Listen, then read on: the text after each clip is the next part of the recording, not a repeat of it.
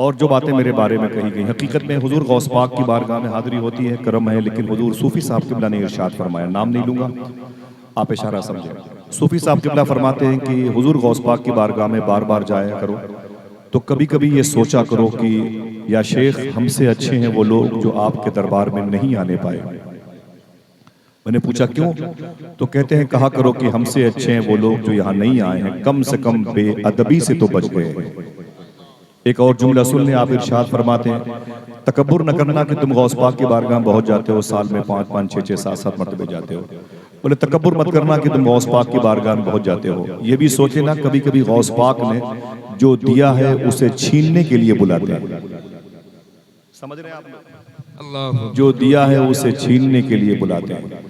लेकिन मैं इतनी सी गुजारिश करता हूँ कि आप सब लोग दिल से दुआ कर लो कि अल्लाह जिंदगी में कभी न कभी हुजूर गौस पाक का दरबार दिखाएगा इंशाअल्लाह। इंशाअल्लाह चलेंगे बगदाद शरीफ, हाथों को उठा के बोले चलेंगे इंशाअल्लाह। वो इसलिए बात मैंने कही कि हुजूर गौस आज़म ने अपने मुरीद ख्वाजा अबू तलहा बगदादी से फरमाया था, जो कोई मेरी बारगाह में आने की नियत कर लेता है, आखिरी सांस तक वो कहीं भी हो, मेहमान मेरा ही रहता है। हाय हाय हाय, सुभान अल्लाह सुभान अल्लाह। अब एक और खुशखबरी आपको दे दें, आपने अपने खलीफा के खलीफा शेख सूफी असदुल्ला शाह से फरमाया था, सुभान अल्लाह। ऐसा नहीं है कि लोग मुझसे मिलने के लिए तड़पते हैं। देखना मुझे कितने लोग यहाँ जलसा सुनने आए हैं, क्या बात, कितनी जहनियत आपकी पाक है, मुझे समझ में आएगा इस किस्म के जुमले से।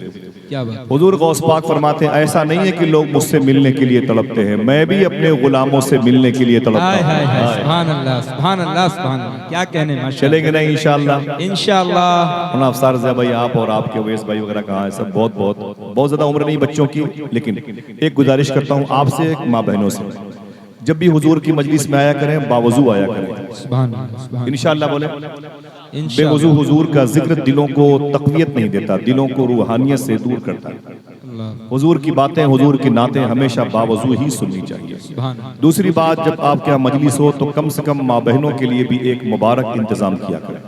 सुभान अल्लाह।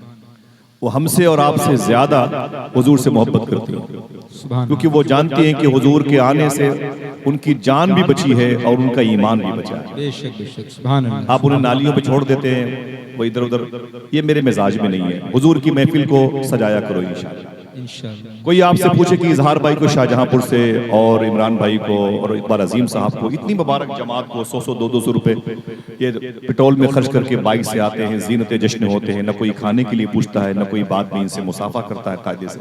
ये क्यों आते हैं, क्यों इतने पैसे खर्च करते हैं, क्या मिलता है आपको? पैसे हैं तो आप अपने गाँव की फलाह बहबूद के लिए, बच्चों की नशोनुमा के लिए, स्कूल ओपन हो रहे हैं, बस्ते, पेंसिल, कलम, कागज, इनमें खर्च करें। आप ये सब क्यों खर्च करते हैं? आइए मैं आपको एक जवाब देता हूं, ताकि आप चाय खाने पर होने वाले सवाल का जवाब दे सकें। तवज्जो सुनिएगा, कोई हंगामा ना कीजिएगा, ठीक है? एकदम खामोशी से बैठी सुनिए। इसका जो इको है भाईजान बंद रखिएगा, इको इसका बिल्कुल बंद कर दीजिएगा, आवाज़ थोड़ी सी बढ़ा दीजिएगा, आवाज़ थोड़ी सी बढ़ा दीजिएगा, बहुत अच्छा भाई। और बकिया मैं बता दूं भाई, मेरी अपनी आवाज़ कुछ मुतासिर है, हल्का सा, अल्लाह का लाख लाख शुक्र एहसान है, थोड़ा सा फीवर है कल से, इसलिए मेरी अपनी आवाज़ कुछ मुतासिर है। आपका माइक बहुत अच्छा है, बाहर की आवाज़ें बंद कर दें, हो सकता है किसी गरीब माँ की गोद में कोई बच्चा सोना चाहता हो और हमारी आहंग से, हमारी आवाज़ से वो बच्चा माँ की गोद से गिर जाए, ये उसूल के खिलाफ हो जाएगा।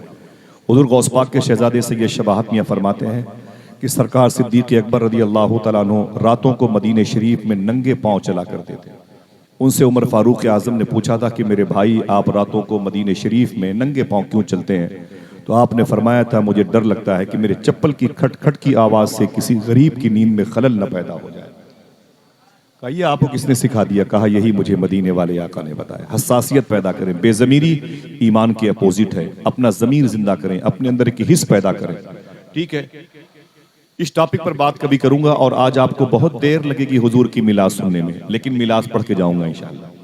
बस आप बैठे रहिएगा इंशाअल्लाह, आपको एक एक लम्हे में एहसास होगा कि आप हुजूर के दौरे हयात में आ गए। ठीक है, मैंने सलाम कर लिया या नहीं किया? फिर से करता हूँ, अस्सलामु अलैकुम व रहमतुल्लाहि व बरकातुहू। अब आइए दुरूद शरीफ पढ़ते हैं, लेकिन ये बात मैं अक्सर कहता हूँ। प्रोफेसर वासिफ अली वासिफ से पूछा गया, दुरूद पढ़ने की शर्त क्या है? दुरूद पढ़ने की शर्त क्या है? तो वासिफ अली वासिफ कहते हैं, दुरूद पढ़ने की एक शर्त है। कितनी? जोर से बोले। दुरूद पढ़ने की एक शर्त है। बोले वो क्या? देखना कितने चेहरे जीरक और दाना है, पढ़े लिखे हैं। वासिफ अली वासिफ कहते हैं, दुरूद पढ़ने की एक शर्त है, वो ये कि दुरूद पढ़ने वाला और जिस नबी पर दरूद पढ़ा जाए दोनों का जमाना एक होना चाहिए। आप सुनिएगा, बाद में इन्हीं बातों को सुनिएगा, महसूस कीजिएगा। मैं इसे फिर से रिवर्स करता हूं। वासिफ अली वासिफ कहते हैं, आप मुझे बताएं कि अगर 200 साल पहले कोई बरेली शरीफ में आपका अपना आदमी आके इंतकाल कर गया तो क्या उसके नाम कोई खत भेजेंगे? बोलो भाई, नहीं भेजेंगे। ऐसे ही दरूद भी साहिब दरूद की मौजूदगी में पढ़ा जाना चाहिए। वो कहते हैं दरूद पढ़ने की एक शर्त है। बोले वो क्या? बोले दरूद पढ़ने वाला और जिस नबी पर दरूद पढ़ा जाए दोनों का जमाना एक होना चाहिए, तब दरूद पढ़ना चाहिए। तो उसने कहा इसका मतलब हम दरूद ना पढ़ें? कहा क्यों? तो उसने कहा कि वासिफ अली वासिफ साहब, हुजूर 1400 साल पहले मक्के शरीफ में आए, मदीने पाक में आराम कर रहे हैं। मैं गैर मुनक़सिम हिंदुस्तान में पैदा हुआ हूं, मैंने हुजूर का जमाना नहीं पाया, तो हम दरूद ना पढ़ें? वासिफ अली वासिफ कहते हैं ये सच है, तू हुजूर के जमाने में नहीं था, लेकिन ये भी हकीकत है हुजूर तो तेरे जमाने में हैं। हुजूर तो तेरे जमाने। बोले हुजूर का जमाना ये भी है? बोले हाँ। बोले सबूत क्या है? बोले सबूत ये कि बगैर किसी पिलर के अल्लाह ने आसमान को रोक रखा है। इसका मतलब कोई है जिसकी वजह से रोक रखा है। बेशक। जमीन का बैलेंस कायम है, वक्त पर चांद निकलता डूबता, सूरज निकलता गुरूब होता, ये सही टाइमिंग से निजाम कायनात जो आप देख रहे हैं ना मुस्कुराहट मौजूद है, इसका बेस मदीने वाले आका हुजूर ही कायनात की जान है। बकौल फादिल बरेलवी जान है तो जहान है, वरना हट जाएं अगर रसूल खुदा दरमियान से, लाखों बलाएं टूट पड़े आसमान। अल्लाह अल्लाह। आप सलामत है तो हुजूर की वजह से, आपकी आंखों का पलकों का झपकना हुजूर की वजह से है। समझ रहे हैं आप? अल्लाह अकबर। सूफी साहब किबला से पूछा गया दरूद पढ़ने का तरीका क्या है? इसे याद कीजिएगा, हंगामा नहीं, ऐसे बैठे रहिएगा जैसे मुझे लगे कि महफिल बिल्कुल किसी समंदर की लहरों पे तैरती हुई जा रही है। सुभान अल्लाह सुभान अल्लाह। सूफी साहब से पूछा गया कि दरूद पढ़ने का तरीका क्या है? तो सूफी साहब कहते हैं कि वही तरीका है जो नमाज पढ़ने का है। अल्लाह। उधर नमाज पढ़ने का तरीका क्या है?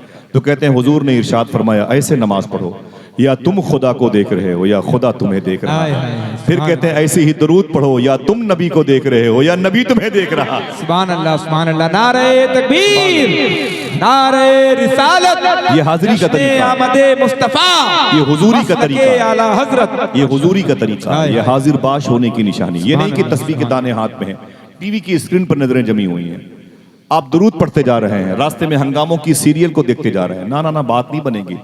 और सूफी साहब फरमाते हैं कि हुजूर के जिक्र का कमाल ये है कि ये हुजूर की मौजूदगी में होता है। समझ रहे हैं? हुजूर ना हो तो हुजूर का जिक्र नहीं हो सकता। पूछा गया कि दरूद पढ़ने की हैयत, एक्टिविटीज क्या है, क्या तरीका है? तो आपने फरमाया जब दरूद पढ़ा करो तो गर्दन झुका लिया करो। आवाज पहुंच रही है? दरूद पढ़ा करो तो गर्दन झुका लिया करो, बाएं तरफ इधर, या हल्का सा सेंस या ख्याल या पलकें या दिमाग हल्का सा बाएं तरफ झुका लिया करो, फिर दरूद पढ़ा करो। बोले इससे क्या होगा? कहते हैं इधर रूह रहती है दाएं तरफ और इधर कल्ब है, दिल है। सूफी साहब कहते हैं जब तुम्हारी ये आवाज दिल तक पहुंचेगी तो दिल की आवाज हुजूर की बारगाह तक पहुंचेगी। बोले ये पता कैसे होगा कि हमारी आवाज हुजूर की बारगाह तक पहुंच रही है? तो फरमाते हैं 40 दिन तक अगर आपने ऐसे दरूद पढ़ना शुरू कर दिया, हल्का सा बाएं तरफ अपनी सेंस, ख्याल, फिक्र को, दिमाग को, दिल को, आंखों को इसे बाएं तरफ करके दरूद पढ़ना शुरू कर दिया, बड़ी राज की बात है। आप फरमाते हैं कि 40 दिन के बाद तुम्हारे दिल में, तुम्हारे सीने में मीठा मीठा दर्द होगा। जब ये दर्द होने लगे तो यकीन कर लेना कि तुम्हारी दरूद की आवाज समात मुस्तफ़ा तक पहुंच रही है। राज दिल का आईना है, उसको छुपा कर रखो वरना टूट जाएगा हर जगह दिखाने से। मैंने सोचा कि इस आईने को टूटने ही दिया जाए ताकि जितने आईने होंगे उतने चेहरे मुबारक नजर आएंगे। इंशाअल्लाह बोलो, इस पर अमल करेंगे। दुरूद शरीफ पढ़ें बड़े अदब से। अल्लाहुम्मा सल्ली अला सय्यदना व शफीअना व नबीना व मौलाना नूर का मोहम्मद व अला आलि मोहम्मद बिअदद कुल्ल मालूम लक। अल्लाह ने इरशाद फरमाया क़द जाअकुम मिनल्लाहि नूर। फिर इरशाद फरमाया वमा अरसलनाका इल्ला रहमतल लिल आलमीन। कहीं अल्लाह कहता है कन्फर्म कर लो, यकीन तहकीक के साथ मैंने तुम्हारे पास जो भेजा है वो नूर है, नूर। हुजूर को अल्लाह ने नूर कहा और फिर कहीं कहता वमा अरसलनाका इल्ला रहमतल लिल आलमीन। कहीं अल्लाह ने अपने हबीब को रहमत बना के भेजा। अब हुजूर रहमत हैं तो कैसे हैं और नूर हैं तो कैसे हैं? नूर पर थोड़ी सी बात आगे चलती जाएगी, फिर जब वक्त रहमत का आएगा तो फिर रहमत की बात चलेगी इंशाअल्लाह। बस आपको ज़ोर से बोलना नहीं है, कोई बात दिल को लगे तो सुभान अल्लाह कह दीजिएगा और दुआ कीजिएगा कि अल्लाह हमारी तन्हाइयों को मुसलमान कर दे, अल्लाह हमारे दिलों को मुसलमान कर दे। हाँ, हमारी आधार कार्ड तो मुसलमान है, दुआ करो अल्लाह ताला हमारी तन्हाइयों में हमारी समातों को, हमारी ज़बान को मुसलमान कर दे। हालात बड़े ख़राब हैं। इस ख़राब दौर से गुज़रने के माहौल में आइए इश्क़ मुस्तफ़ा का सहारा लें। हुजूर की तालीम, हुजूर की तरबियत, हुजूर की पैदाइश सुने और दिल खुश हो जाए इंशाअल्लाह। ठीक है, हुजूर को अल्लाह ने नूर कहा और रहमत कहा कायनात के लिए। क्या कहा? रहमत कहा। और हुजूर को नूर। नूर किसे कहते हैं? लाइट, रोशनी, बल्ब, एक बर्क है, नूर इसे बोलते हैं। आइए थोड़ी सी बात बड़ी पुरानी करते हैं। जब माँ के पिस्तान से लिपटे हुए थे तब ये बातें सुनी गई थी कि हुजूर ने जिब्रील से पूछा था तुम्हारी उम्र कितनी है। आप नहीं पूछते चचा आपकी उम्र कितनी है, तो चचा कहते हैं बेटा मुझे याद नहीं है। तब बरेली शरीफ स्टेशन पे 3 दुकान थी। तब मैं जब गया था 2 ट्रेन सुबह शाम आती जाती थी। अब तो पता नहीं चलता कि दुकानें कितनी ज़्यादा हैं। वो चचा उम्र नहीं बताते तो ऐसे बताते। तो जनाब जिब्रील से हुजूर ने पूछा था जिब्रील तुम्हारी उम्र कितनी है। तो जिब्रील ने कहा था हुजूर मुझे याद नहीं है। इतना पता है कि चौथे हिजाब में अर्श आज़म के पास एक तारा 70,000 साल के बाद एक मर्तबे चमकता था, उसे मैंने 72,000 मर्तबे देखा है। फिर से रिवर्स करता हूं मैं। एक तारा 70,000 साल के बाद चमकता था, उसे मैंने 72,000 मर्तबे देखा है। इसके बाद हुजूर ने जो फरमाया था वो हदीस शरीफ मौजूद है। सूफिया क्या कहते हैं? सूफिया कहते हैं इतना सुना हुजूर ने तो अपने इमाम शरीफ का इस हिस्से को हुजूर ने हल्का सा खसका दिया। जब ये हिस्सा जाहिर हुआ तो जनाब जिब्रील वो फरिश्तों के सरदार हैं, हुजूर रसूलों के सरदार हैं। मेरे आका ने जैसे इस हिस्से को ऊपर किया जनाब जिब्रील हुजूर के कदम से लिपट गए और मुस्कुरा के बोले आका वो तारा जो 70,000 साल के बाद चमकता था, जिसे मैंने 72,000 मर्तबे देखा, इस वक्त वही तारा आपकी पेशानी पे चमक रहा है। सुभान अल्लाह, सुभान अल्लाह, सुभान। क्या आप ये कह सकते हैं नूर वाला आया है? नूर लेकर आया है। ना ना ना ऐसी नहीं, ऊंची बोलो नूर वाला आया है। नूर लेकर आया, नूर लेके आया है। ऊंची बोलो हाथों को उठा के। क्या ये कह सकते हैं नूर वाला आया है? सबकी आवाज यकजा हो। लेके आया, नूर वाला आया है, नूर लेके आया है। हुजूर नूर है, हुजूर नूर है और आने से नूर फैलता है। आपने दुआ मांगी दिखा दो अपना चेहरा प्यारा प्यारा या रसूल अल्लाह, खुदा का जीते जी कर लूं नजारा या रसूल अल्लाह। इस नूर को अभी समझा नहीं आपने। इमाम जलालुद्दीन सयूती एक बड़े अजीम बुजुर्ग हैं। आपने नाम सुना? सुभान अल्लाह नहीं कहा। शियों की मजलिस में बच्चे खड़े हो जाते हैं। शियों की मजलिस में इतनी तारीख अजबर है बच्चों को, वो खड़े हो जाते हैं। नाम लीजिए तो फट से पहुंच जाते हैं। आप और हम जानते नहीं कि इमाम जलालुद्दीन सयूती कौन है, बताना पड़ता है तब सुभान अल्लाह कहना पड़ता है। 75 मरतबे ख्वाब में इन्होंने हुजूर की ज़ियारत फरमाई। सुभान अल्लाह, सुभान अल्लाह। हाय हाय हाय। मिस्र की जमीन में लेटे हुए हैं, जहां गुम्बद खतरा बनाने वाले शेख मंसूर कलाउनी लेटे हुए हैं। सुभान अल्लाह। जहां मखदूमा नफीसा बिन्त इमाम हुसैन आराम कर रही हैं, जहां सरे हुसैन दफन है, जहां शेख इमाम बूसीरी तलाल वो जो मौलाया सल्ले वसल्लिम नात की वो लिखते हैं, जहां शेख अबुल हसन शादी जैसे बुजुर्ग आराम कर रहे हैं, समझ रहे हैं। वहीं पर इमाम जलालुद्दीन सयूती फरमाते हैं मैं एक कब्रिस्तान के करीब से गुजरा तो मैंने क्या देखा कि हर कब्र में रोशनी है। सुभान अल्लाह, सुभान अल्लाह। बोलोगे तब भी जाओगे, नहीं बोलोगे तब भी जाओगे। अल्लाह अल्लाह। वो कहते हैं कि हर कब्रिस्तान से गुजरा तो मैंने हर कब्रिस्तान में रोशनी देखी, लाइट देखी, रोशनी बल्ब कब्रिस्तान में रोशन था नीचे अंदर, लेकिन एक कब्र में ज्यादा रोशनी थी। अल्लाह, सुभान अल्लाह, ज्यादा रोशनी। ऊंची बोले। तो इमाम जलालुद्दीन फरमाते मैं उस साहिब कब्र के पास गया, बड़े अजीमुशान बुजुर्ग थे, कब्र के मुर्दों से बातें करते थे, जिसे कश्फ कबूर कहते हैं। उसका इल्म इनके पास था। ये जाके कब्र के मुर्दे से कहा कि सलाम किया, अंदर से जवाब आया। पूछा आप कौन है? तो अंदर से आवाज आई आप कौन है? बोले लोग मुझे इमाम जलालुद्दीन सयूती कहते हैं। बोले क्या करने आए हो बेटा? देखे माशाल्लाह। अंदर से आवाज आई क्या बात है? तो इमाम जलालुद्दीन सयूती ने कहा कि इस कब्रिस्तान की हर कब्र में रोशनी क्यों है? देखना कितने लोग सुभान अल्लाह कहते हैं। इस कब्रिस्तान की हर कब्र में रोशनी क्यों है? तो साहिब कब्र ने कहा बात यह है कि इन कब्रों में हुजूर आए थे। हाय हाय हाय। सुभान अल्लाह, सुभान अल्लाह, सुभान अल्लाह। ऊंची बोले, ऊंची बोले। सुभान अल्लाह, सुभान अल्लाह। अल्लाह मेरे भाइयों को सलामत रखे, अरे इनके माँ बाप को, बहन बेटियों को सलामत रखे। आमीन आमीन। इस सुभान अल्लाह का फैज अल्लाह फलस्तीन के शहीदों की रूह को नजर। आमीन आमीन। अल्लाह। क्या कहा इन कब्रों में रोशनी क्यों है? तो बोले जवाब आया कि बेस ये रीजन ये है कि इन कब्रों में हुजूर आए थे। हाय हाय हाय। सुभान अल्लाह। इमाम फरमाते में बड़ा खुश हुआ। फिर मैंने उससे एक सवाल किया, अच्छा ये बता तेरी कब्र में ज्यादा रोशनी क्यों? अल्लाह अल्लाह। तेरी कब्र में ज्यादा रोशनी क्यों है? उसका जवाब सुने फिर सुभान अल्लाह कहे।